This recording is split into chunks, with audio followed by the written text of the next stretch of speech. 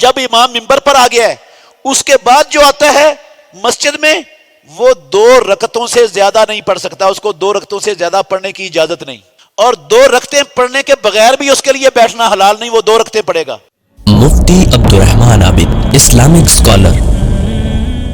عزیز بھائیو، جمعہ یہ ہفتے بعد آتا ہے، جمعہ چونکہ ہفتے میں 1 مرتبہ آتا ہے تو جمعے والے دن کے جمعے کی نماز کے 2 فرض ہیں، اور جمعے والے دن بھی رسول مکرم صلی اللہ علیہ وسلم نفلوں کا اہتمام کرتے تھے۔ جمعے سے پہلے جب تک امام منبر پر نہیں آتا اس وقت تک جو لوگ آتے ہیں ان کے لیے نوافل کی کوئی مقدار مقرر، کوئی تعداد مقرر نہیں ہے۔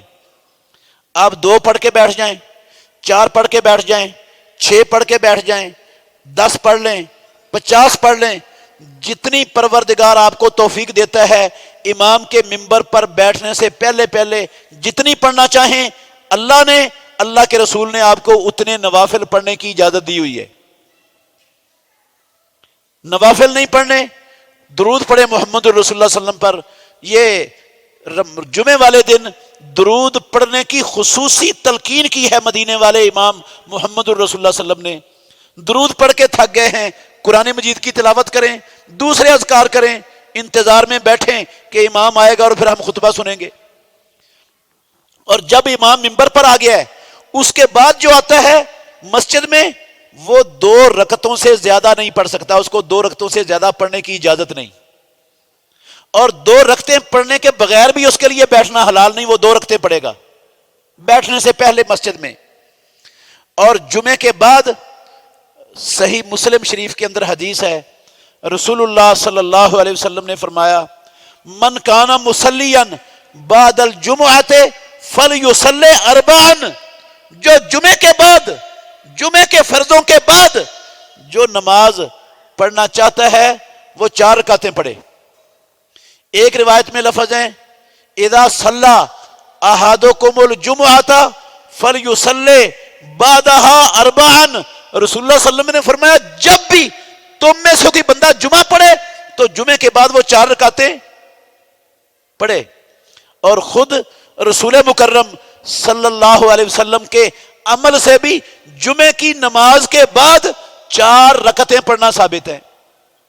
عبداللہ بن عمر رضی اللہ عنہما کی ایک حدیث ہے، صحیح بخاری میں بھی ہے، صحیح مسلم میں بھی ہے، اس میں ہے کہ میں نے رسول مکرم صلی اللہ علیہ وسلم سے 10 رکعتیں خوب یاد کی ہیں۔ میں نے ان 10 رکعتوں میں وہ جمعے کے بعد 2 رکعتوں کو شامل کرتے ہیں، تو 2 بھی پڑھی ہیں رسول اللہ صلی اللہ علیہ وسلم نے، لیکن 4 پڑھنے کی آپ نے ترغیب دی ہے، 4 پڑھنے کا آپ نے حکم دیا ہے، اور 4 پڑھنا یہ 2 پڑھنے کی بنسبت جمعے کے بعد افضل ہے۔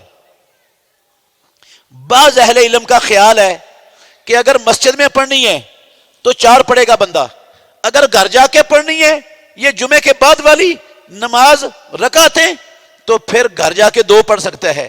لیکن اس تقسیم کی مجھے کوئی دلیل نہیں مل سکی ہے کہ مسجد میں پڑھنی ہے تو پھر 4 اور گھر میں پڑھنی ہے تو 2۔ مسجد میں بھی پڑھنی جمعے کے بعد 4 افضل ہیں، گھر جا کر پڑھنی ہے تو وہاں بھی 4 پڑھنا ہی افضل ہے۔ مسجد میں 2 پڑھنی جائز ہیں اور گھر جا کر بھی 2 پڑھنی، صرف 2 پر بھی اکتفا کر سکتے ہیں، چاہے مسجد میں پڑھیں چاہے گھر میں پڑھیں، جائز ہے۔ لیکن اگر 4 پڑھیں گے، خواہ مسجد میں پڑھیں یا گھر میں پڑھیں، 2 مسجد میں پڑھیں 2 گھر میں جا کر پڑھیں، 4 پڑھنا افضل ہے۔ تو یہ رسول مکرم صلی اللہ علیہ وسلم کی جمعے کی نماز سے پہلے والی اور جمعے کے نماز سے بعد والی یہ رکھتے ہیں، ان 31 کے ساتھ آپ ان کو بھی شامل کر لیں تو زیادہ ہو جائیں گی۔ ان کے علاوہ رات کی نماز، اس کے علاوہ چاشت کی نماز، وہ بھی رسول اللہ صلی اللہ علیہ وسلم اہتمام سے پڑھتے تھے، وہ الگ نمازیں ہیں، وہ بھی نوافل نمازوں میں شامل ہیں انشاءاللہ۔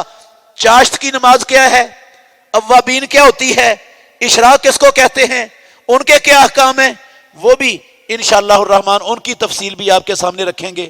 اللہ ہمیں عمل کرنے کی توفیق عطا فرمائے۔ بہترین صدقہ جاریہ حاصل کرنے کے لیے اس ویڈیو کو لائک، کمنٹ اور شیئر کرنا مت بھولیں۔